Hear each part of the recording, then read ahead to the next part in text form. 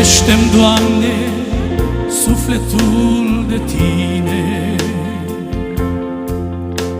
ca pe un levit de altarul Său divin.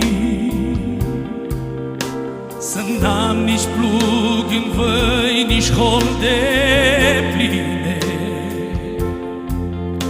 ci Tu să-mi fii și pâine, veci și vin. Lipește-mi, Doamne, sufletul de Tine, lipește-mi, Doamne, sufletul